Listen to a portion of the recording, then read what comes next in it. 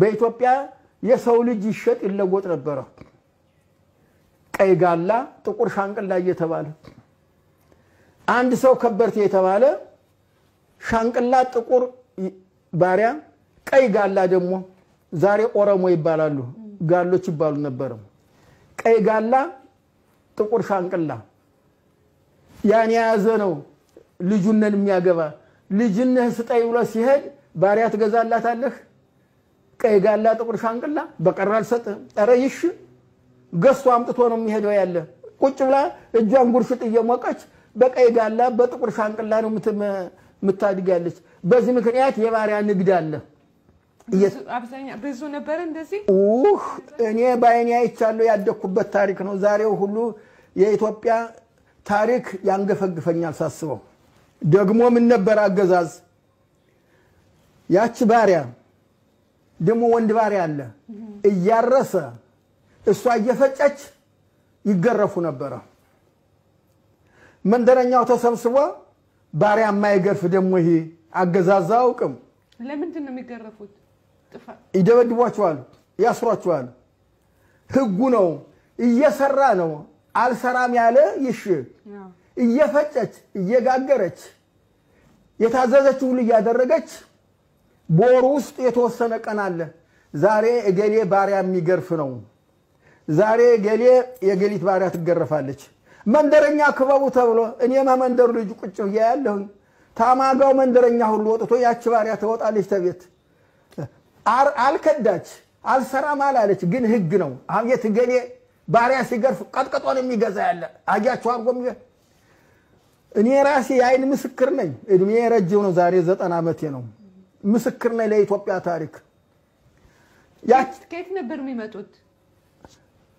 ኦሮሞ ዛሬ ኦሮሞ ነፃ ያወጡት ከዚያ ሄዶ አፍኖ ያመጣቸዋል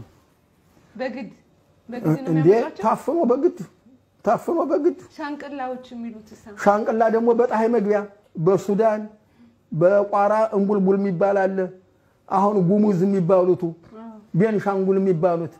እነሱ ጥቁር ሻንቅላ የሚመጣበት ቦታ ነው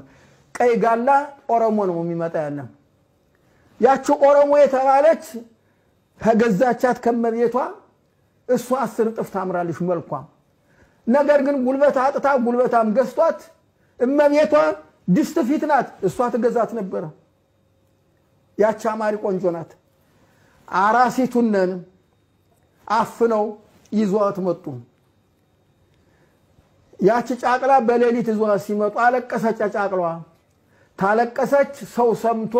ይመጣብናል ብለው ታንቀልባው አውርደው ተባህር ከተቷት እንደገና ደግሞ ሌላ ቦታ ደግሞ ይዘው ሲሄዱ ከመንገድ ታለቅሳለች አውጥተው አንገቷን አርደው ገደል ወርረው ጣሏት ታሲዘናለች ሌላ ሰው የተባለ እናቲቱ መጫትና ጡቷ እየፈሰሰ ሂጂ እየተባለች በጥፊ በጠበንጃ በሰደፍ እየተመታች አምጥተው ውሽት የተባለች ግርብረት አለች ያቺ ውሽት የተባለች በዚህ እንዲህ አድርገው ሲያስሩ እንዲና እንዲህ አታደርግም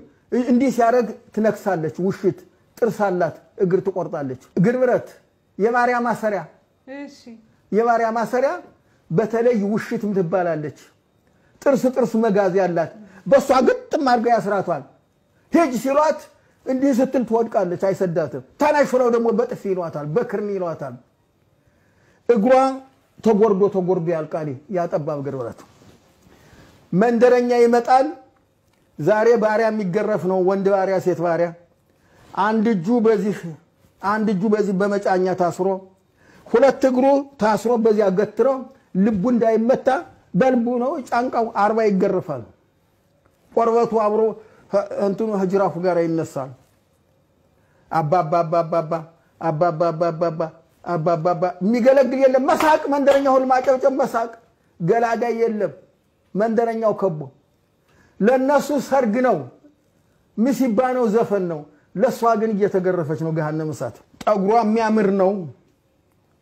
ሌላ የሚገዛት ሰው ባሪያ አይደለችም እሺ ጨዋናት ብሎ አልገዛም ስለሚል ጠጉሯን ያበላሹታል በመቀስ አንዱን ከፍ አድርገው ይቆርጣሉ አንዱን ዝቅ አድርገው መልጠው ይሄው የባሪያ ጠጉር አታያው ጠጉሯን ይላሉ እንዲያ ያያረጉ ይሸጡ ነበር ሁለተኛ ምላሷንን በሾህ ይጨቀጭቋታል ይሄው አማርኛ ተብታባ ባሪያ አረ እቺስ እውነተኛይቱ ባሪያ ናት ቆስሏሌ ስትል እቺ ዋና ባሪያ ናት አማርኛ ከተናገረች አይገዟትም ወሎ እቺ ጨዋናት ስለሚባል እንዲህ ያደረጉ የኢትዮጵያ ህዝብ በግፍ ሰው ሲገዛ የነበረበት